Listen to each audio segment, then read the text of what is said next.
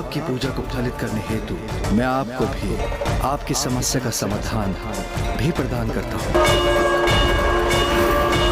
अब आप इस सुदर्शन चक्र को स्वीकार कीजिए नारायण।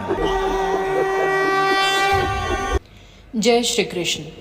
भगवान विष्णु ने इस पृथ्वी पर अपने 8वें अवतार स्वरूप श्री कृष्ण के रूप में जन्म लिया था। श्री कृष्ण के रूप में उन्होंने तरह तरह की लीलाएं की, जिससे इनका नाम लीलाधर पड़ा। श्री कृष्ण की अन्य लीलाओं में सबसे मनमोहक बाल लीला है। किंतु क्या आप जानते हैं कि भगवान श्री कृष्ण के पास इस धरती पर उनका अमोघ अस्त्र सुदर्शन चक्र किसने दिया और उनकी मृत्यु के पश्चात उसका क्या हुआ? इसके साथ ही क्या आप ये जानते हैं कि भगवान विष्णु को सुदर्शन चक्र किसने दिया? और क्या आप ये यकीन करेंगे कि इस सुदर्शन चक्र को पाने के लिए भगवान विष्णु ने अपने शरीर के एक अंग की आहुति दी थी? इसके साथ ही हम बताएंगे सुदर्शन चक्र के अनेक रहस्यों के बारे में, तो बने रहिए हमारे साथ। आप देख रहे हैं ग्रंथ कथा रहस्य। भगवान श्री कृष्ण के सुदर्शन चक्र के बारे में ये सभी जानते हैं कि सुदर्शन चक्र एक बेहद शक्तिशाली अस्त्र है।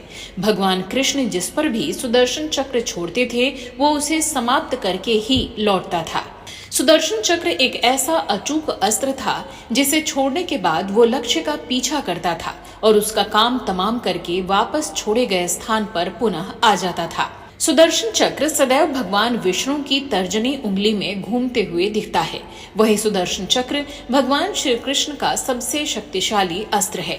भगवान श्री कृष्ण के सुदर्शन चक्र से जुड़ी कई कहानियों का उल्लेख पुराणों में मिलता है। कहा जाता है कि भगवान श्री कृष्ण से पहले सुदर्शन चक्र भगवान विष्णु के पास था, लेकिन बाद में ये श्री कृष्ण के पास आ गया। श्री कृष्ण भगवान विष्णु के 8वें अवतार माने जाते हैं। भगवान विष्णु के पास से सुदर्शन चक्र श्री कृष्ण के पास भगवान परशुराम के माध्यम से पहुंचा था। लो, संभालो अपना शस्त्र। सुदर्शन चक्र के विषय में भागवत पुराण में ये वर्णन मिलता है कि किसी भी लक्ष्य को खोजने में ये सक्षम था। इसके साथ ही इसे सर्वाधिक विध्वंसक अस्त्रों में से एक माना जाता था। इसे भगवान श्री कृष्ण द्वारा क्रोधित होने पर दुर्जनों के संहार के लिए प्रयोग किया जाता था। कहा जाता है कि सुदर्शन चक्र का निर्माण भगवान विष्णु ने नहीं बल्कि भगवान शिव ने किया था। इसके निर्माण के बाद शिव ने ये चक्र भगवान विष्णु को सौंप दिया था। इस संबंध में शिव पुराण के कोटि युद्ध संहिता में ये वर्णन मिलता है कि जब दैत्यों का अत्याचार अत्यंत बढ़ गया तब सभी देवी देवता भगवान विष्णु के शरण में उनसे सहायता मांगने पहुंचे। तब भगवान विष्णु ने कैलाश पर्वत पर जाकर भगवान शिव की विधिवत आराधना की और वो भगवान शिव के 1000 नामों से उनकी स्तुति करने लगे और प्रत्येक नाम पर एक कमल का फूल भगवान शिव को अर्पित किया। किंतु भगवान शिव ने भगवान विष्णु की परीक्षा लेने के लिए उनके द्वारा लाए गए 1000 कमल पुष्प में से एक पुष्प छुपा दिया। एक फूल कम पाकर भगवान विष्णु उसे ढूंढने लगे, लेकिन वो फूल नहीं मिला। तब विष्णु ने उस फूल की पूर्ति के लिए ये विचार किया कि पूरी सृष्टि में उन्हें कमल नयन कहा जाता है और ऐसा विचार कर अपनी एक आंख निकालकर भगवान शिव को अर्पित कर दिया। भगवान विष्णु की ऐसी भक्ति देखकर भगवान शिव बेहद प्रसन्न हुए और उनसे वरदान मांगने को कहा। तब विष्णु ने दैत्यों को समाप्त करने के लिए एक अजेय शस्त्र का वरदान मांगा, जिसके बाद भगवान शिव ने विष्णु जी को सुदर्शन चक्र प्रदान किया। महाभारत युद्ध में भगवान श्री कृष्ण ने शस्त्र नहीं उठाया था, क्योंकि वो जानते थे कि अगर उन्होंने शस्त्र उठा लिया तो उनके सामने कोई टिक नहीं पाएगा और सभी मारे जाएंगे। जबकि भगवान श्री कृष्ण ये चाहते थे कि दोनों पक्षों को बराबर का मौका मिले।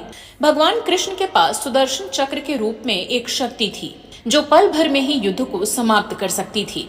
सुदर्शन चक्र के विषय में पुराणों में ये भी बताया गया है कि भगवान विश्वकर्मा ने सूर्य के तेज से 3 चीजों का निर्माण किया था, जिसमें पहला पुष्पक विमान, दूसरा त्रिशूल और तीसरा सुदर्शन चक्र था।